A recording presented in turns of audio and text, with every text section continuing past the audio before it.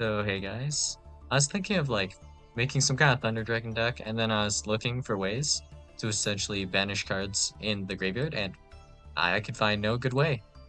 So that was painful. So I could play like Branded, but I don't really want to play Branded, and Branded is expensive anyways. So I do have like most of the cards, but do I really want to do this? I'd rather have like some more generic stuff and not be locked into fusions either way. And I don't think branded works that great with Thunder Dragon in the sense that you're breaking branded with Thunder Dragon. That's kind of how it goes in my opinion. And I guess Mirror Jade kind of works, but I want to specifically banish stuff in the graveyard. So, gotta keep up on that for the time being. But this gave me uh some realization, and that is that these cards have a minor synergy with Snake Eye. You can play Snake Eye Thunder Dragon, can't you?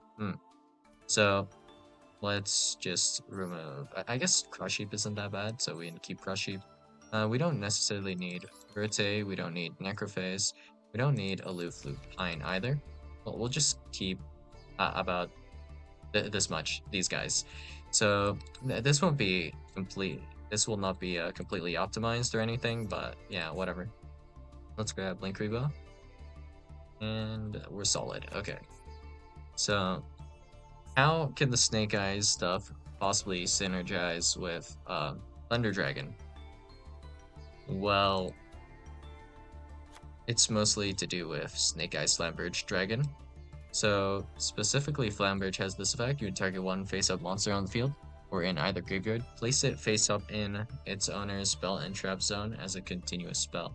During your opponent's turn, quick effect, you can target one monster card treated as a continuous spell on the field, special summon it to your field. If this card is sent from the hand or field to the graveyard, you can special summon two level 1 fire monsters from your graveyard. So the effect we're mostly focusing on is this one. You can target one face-up monster on the field, or in either graveyard, place it face-up in its owner's spell and trap zone.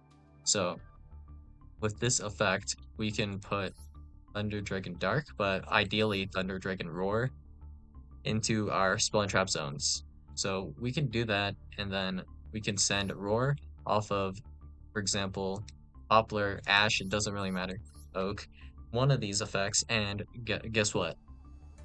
Thunder Dragon Roar just went from field to the graveyard.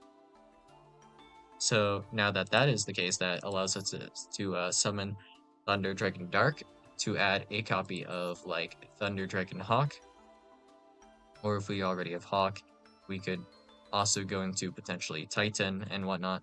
So there's this potential that we have here. And we can get these guys into the graveyard, like, somewhat reasonably. If we needed to, we could barricade Borg them if we felt that was necessary. Poplar notably only targets fire monsters in the graveyard, so that doesn't work, unfortunately. But Flamberge does work, so yeah, that's pretty cool, I guess. And if we have like a really sizey, like, example, Thunder Dragon hand, we can, let's see. So we can do, instead of like, when we pop Ambler Whale, we could technically bring back IP. If we use IP to link summon at some point, we can bring back IP with Ambler Whale. And then Ambler Whale effect can go ahead and, I guess, trigger stuff. Unfortunately, though, I don't think like Z Atlantis really works because everything will be unbanished pretty fast. It is all in one chain, banish and then unbanish, so Z Atlantis unfortunately doesn't really trigger the Thunder Dragon cards. So that sucks. I guess the only way it would trigger is if we had Z Atlantis in the EMZ and then we had 5 monster zones being used, so we can only summon back 5 monsters. In that case, we might be able to like just keep a Thunder Dragon Dark banished. So it's not like impossible, but it's just super awkward. But basic idea is Promethean Princess pops Embla Whale, bring back IP, make early, early points to preferably like probably Titan, and then we can do like for example chain dark, chain Titan, chain early, and that's just something you could potentially do. So I think it's pretty cool, I guess, to an extent. Yeah. But even if we cut like most of this package, like maybe you're not interested in running all these bricks, we can just actually still have decent access, but what we can do is remove Flambridge, and I need to real quick check this. Nemesis Corridor. Oh, Nemesis Corridor?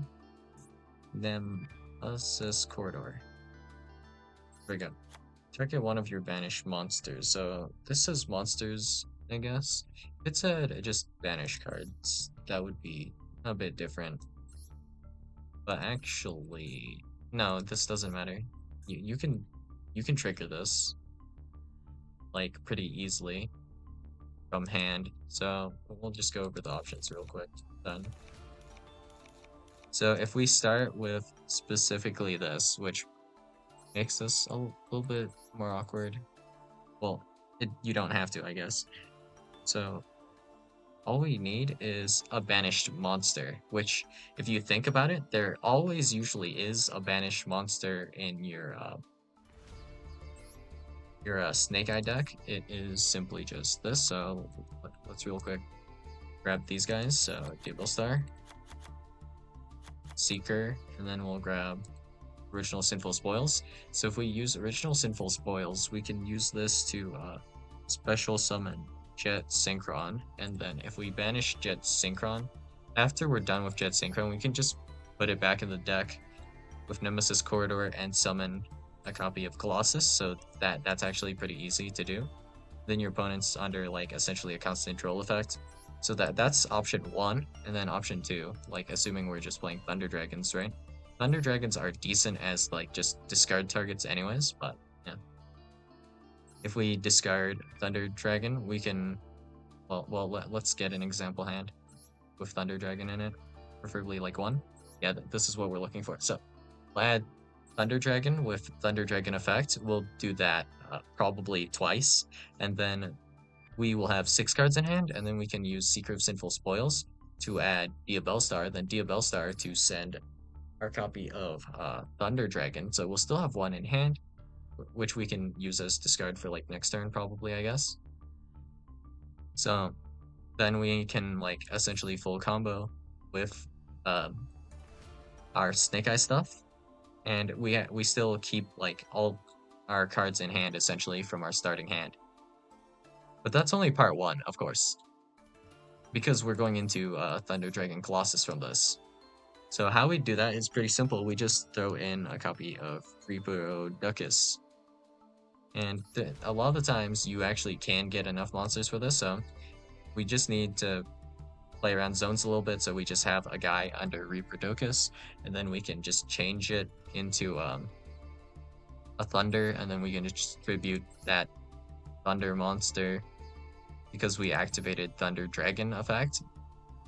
We contribute whatever we turn into a Thunder monster, so it can be like Snake Eye Ash, it can be like Oak, Poplar, doesn't super matter. And then, boom, Thunder Dragon Colossus.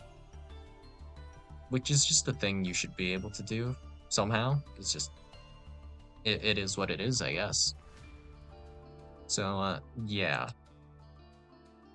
I didn't expect it, but there's some Thunder Dragon synergy between, like, Snake Eyes Diabellstar and Thunder Dragons.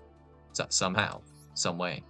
You have like Nemesis Corridor options, and then you have like just actual playing vanilla deadass Thunder Dragon. Well, yeah, don't know why, don't know how, but there's synergy. And if you were to, for example, be able to make Cross Sheep as well, somehow, you could summon back something.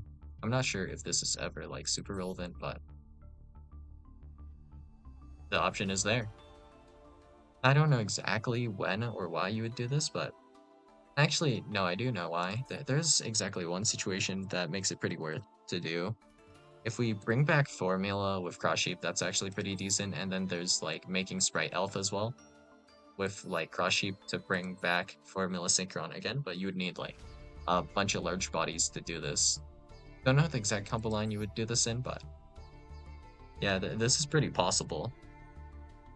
So yeah, that's all I got for you guys today, and I'll see you guys in the next video. Bye.